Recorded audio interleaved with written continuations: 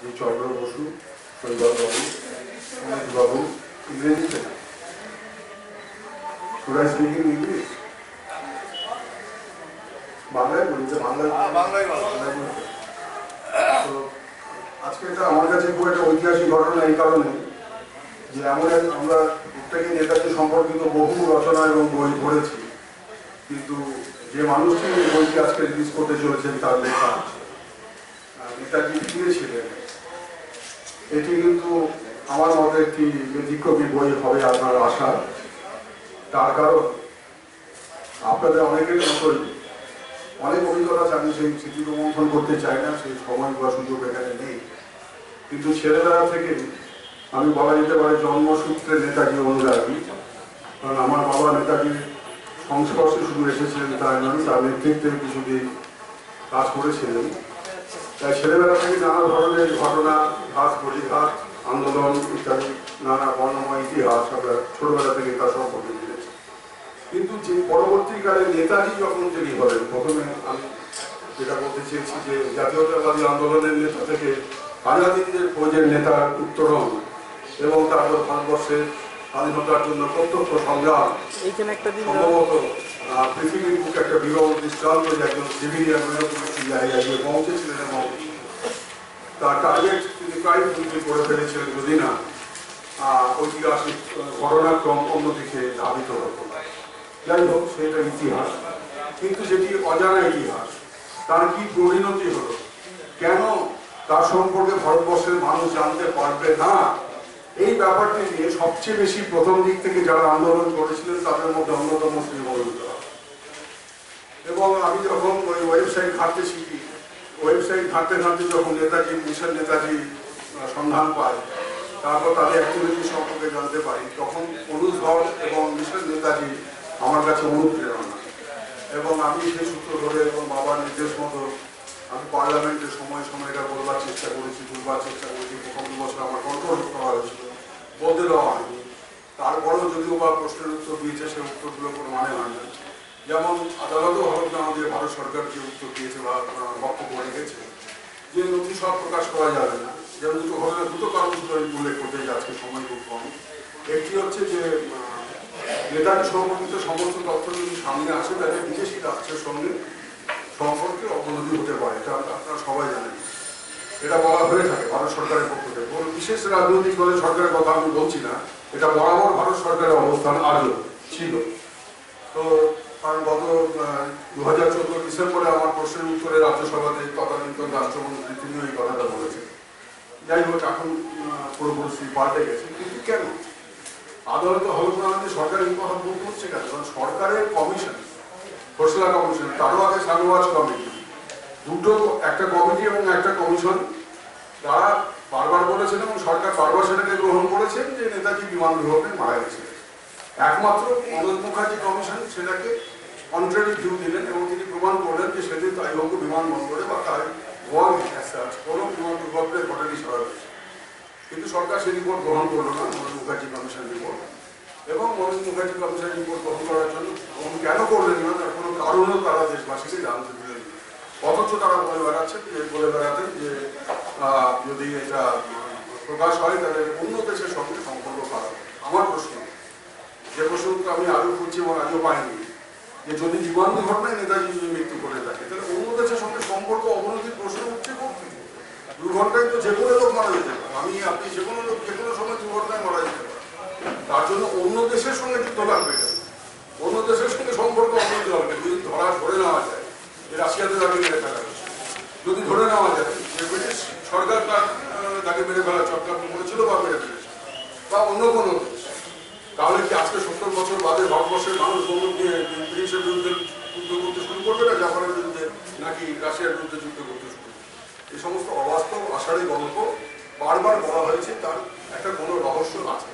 এই রহস্যটাকে, এই রহস্য ভেদ করার জন্য যে প্রচেষ্টা মনোজ ধর এবং মাননীয় চন্দ্র বসু মহাশয়, তিনিও তার পরিবারের লোকজন রাস্তায় নেমে আন্দোলন পর্যন্ত করেছেন। আমরা তো জানতেই পারতাম না যে পশ্চিমবাংলাতে সরকারের কাছে 64টা ফাইল আছে। আমরা শুধু জানতে পারলাম তাহলে সমস্ত ফাইল এক ধাক্কায় প্রকাশ করা হলো, ওয়ান স্ট্রোকে 64টা ফাইল রিলিজ করা হলো। তাহলে আজকে ওয়ান স্ট্রোকে ভারতবর্ষের সরকারের কাছে যতগুলো ফাইল আছে কেন রিলিজ হবে না? এই প্রশ্নটা আমার মধ্যে একটু সাধারণ নাগরিক হিসেবে জাগতেই পারে, বা যে কোনো নাগরিকের মনে জাগতেই পারে। যাই হোক, শেষ পর্যন্ত আজকের কেন্দ্রীয় সরকার বলেছে যে 23 জানুয়ারি থেকে প্রসেসটা শুরু হবে। আমি জানতেই চেয়েছি রাজ্যসভাতে, সেই প্রশ্ন এলাও হয়নি যে কবে নাগাদ এই প্রসেসটা কমপ্লিটেড হয়। কারণ একটা ডেফিনিট টাইম ফ্রেম চাই না। 70 বছর ভারতবর্ষের মানুষ অপেক্ষা করেছে। আমি কাউকে দোষারোপ করতে চাই না, আমি কারোর দিকে আনন্দ তুলতে চাই না, কিন্তু একজন নাগরিক হিসেবে প্রত্যেকটি নাগরিকের মানে অধিকার হচ্ছে জানার অধিকার। শ্রদ্ধেয় শৈবাল মিত্র মহাশয়, শ্রী অনুরোধ ধর, বিভিন্ন সাংবাদিক যারা আপনারা এসেছেন ইলেকট্রনিক এবং প্রিন্ট মিডিয়া থেকে, উপস্থিত ভদ্রমণ্ডলী, 2013 সালে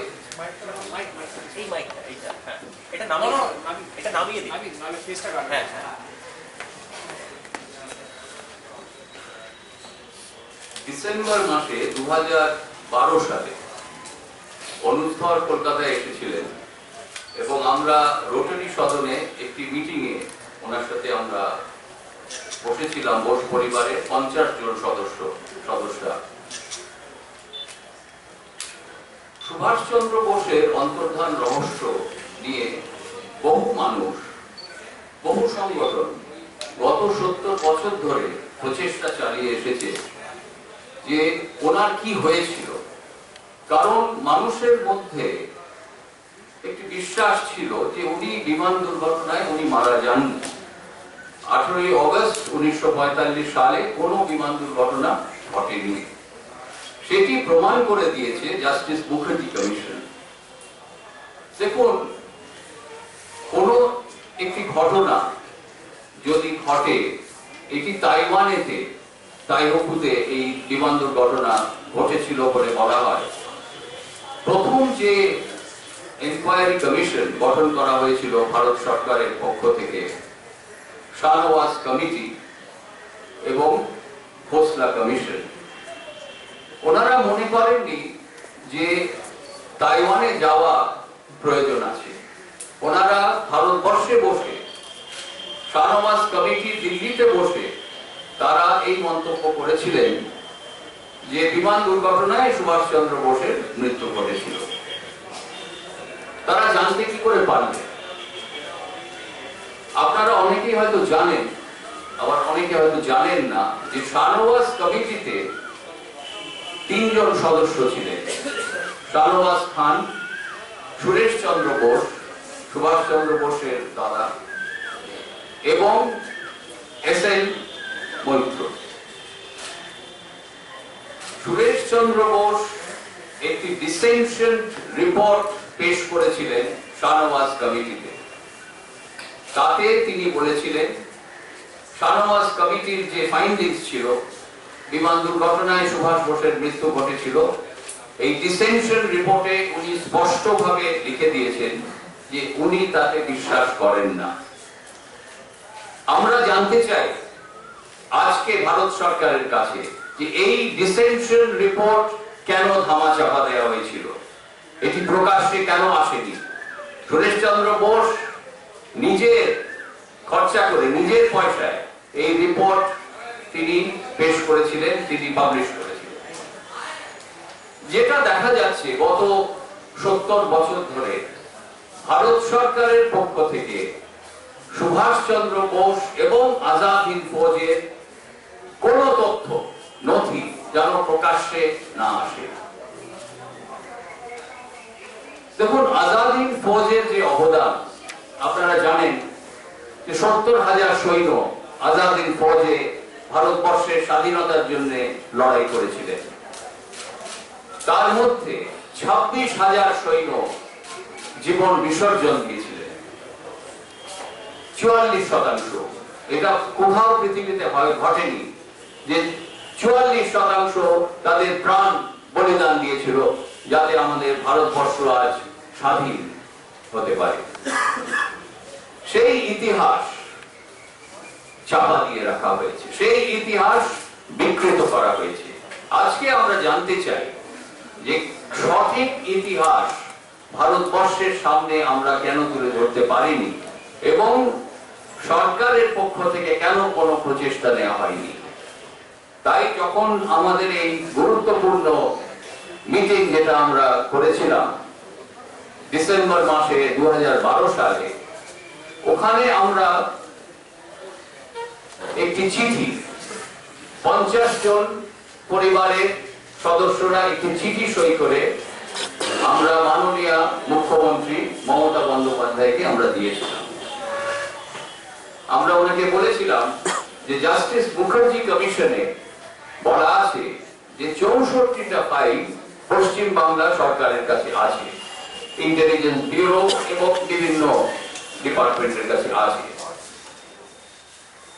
এটা ঠিক, এটা আমাদের আজকে গর্বের বিষয় যে প্রথম পশ্চিম বাংলা সরকার মাননীয় মুখ্যমন্ত্রী মমতা বন্দ্যোপাধ্যায়ের নেতৃত্বে প্রথম 18ই সেপ্টেম্বর 64টা ফাইল প্রকাশ্যে এনে ভারতবর্ষের সামনে সঠিক ইতিহাস তুলে দেবার তিনি চেষ্টা করছেন।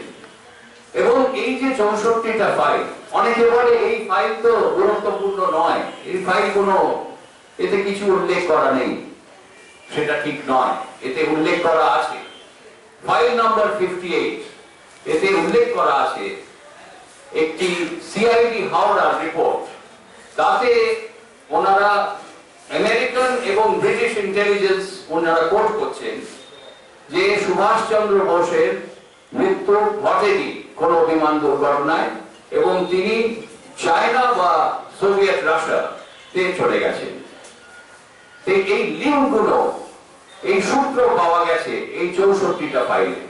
আরেকটি যেটা বিষয়, এই 64টা ফাইলে সুভাষচন্দ্র বোসের পরিবারের ওপর যে নজরদারি রাখা হয়েছিল, আমার পিতা অমিয়নাথ বসু, আমার কাকা শিশির বসু এবং আরো অনেক সদস্যরা যারা নেতাজির পরিবারের ছিলেন উডবার্ন পার্কের বাড়িতে, রোডের বাড়িতে, তাদের উপরে 24 ঘন্টা নজরদারি রাখা হয়েছিল।